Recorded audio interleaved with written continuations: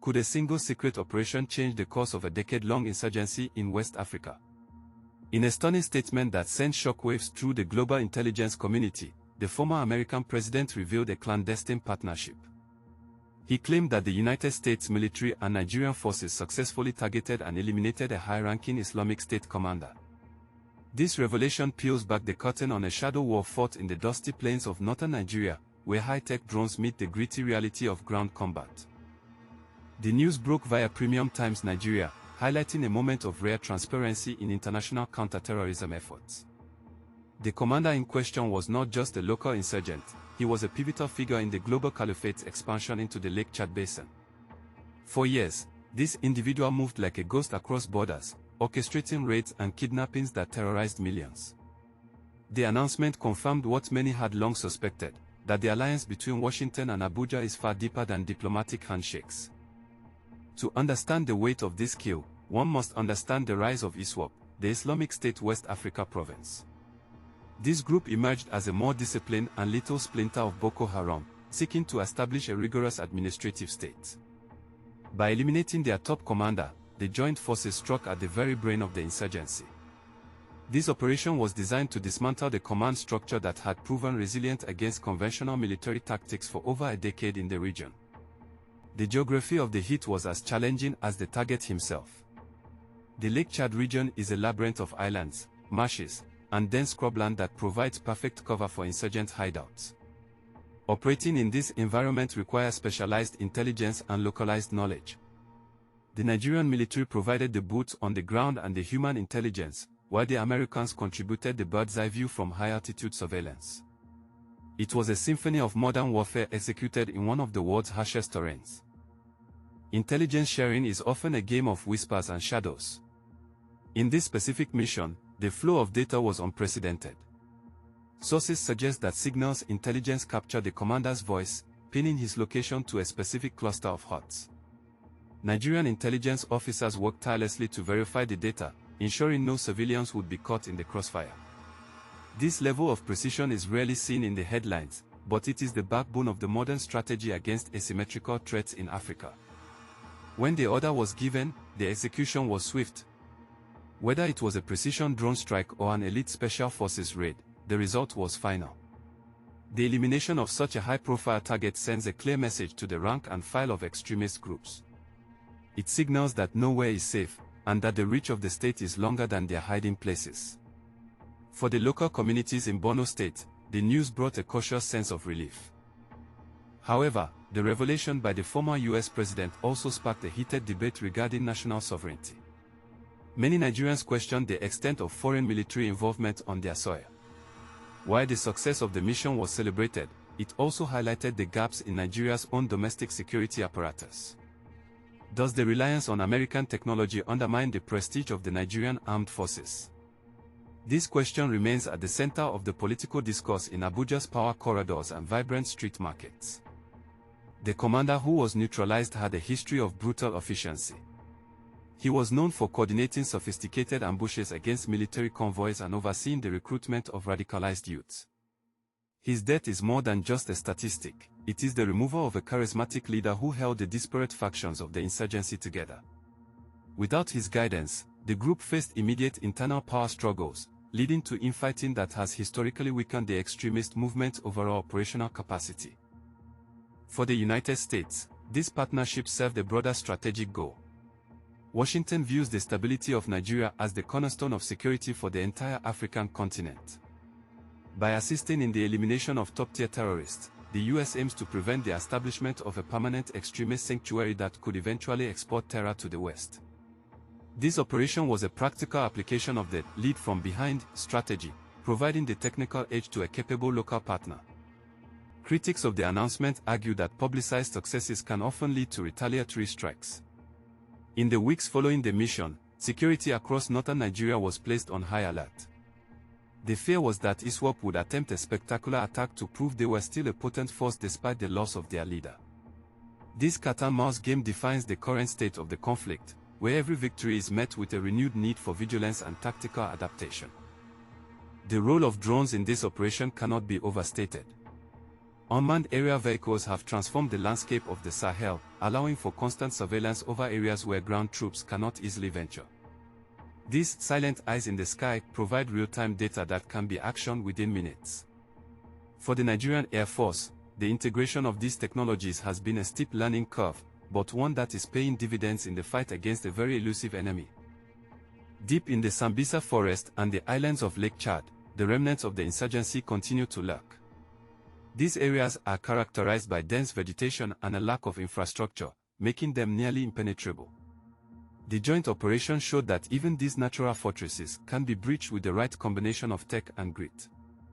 The success of the mission relied on the bravery of Nigerian scouts who moved through these forests on foot to confirm the target's presence. While the identity of the specific commander was kept secret for security reasons, his impact was undeniable. He was a master of propaganda, using social media to spread a message of hate across borders. By silencing him, the coalition also struck a blow against the group's media machinery. The digital war is just as important as the physical one, and removing a key influencer can disrupt the flow of new recruits who are often lured by online radicalization. The diplomatic fallout from Trump's statement was immediate. In Abuja, government officials had to balance the pride of a successful mission with the need to maintain an image of independence.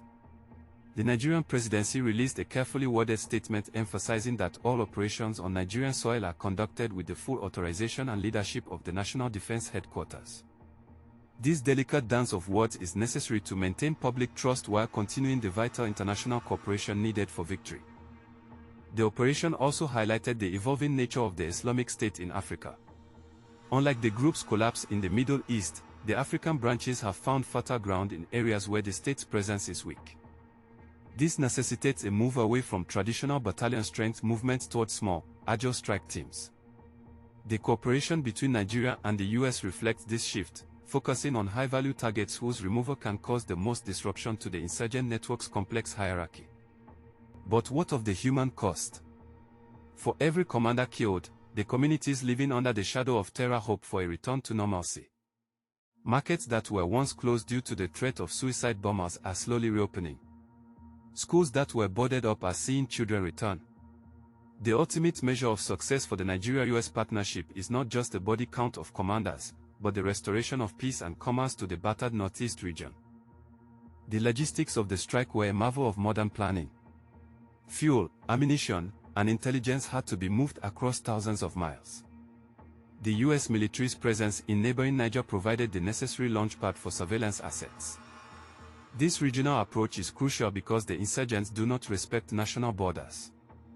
A coordinated effort involving Nigeria, Niger, Chad, and Cameroon, backed by Western technology, is the only way to truly contain a threat that moves as freely as the wind.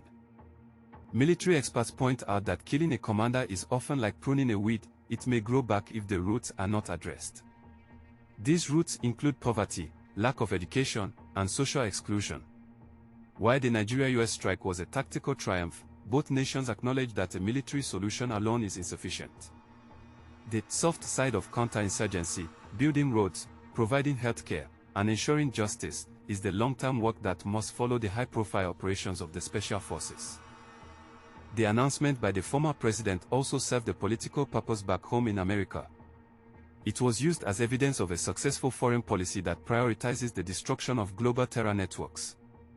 However, for Nigerians, the politics are far more local.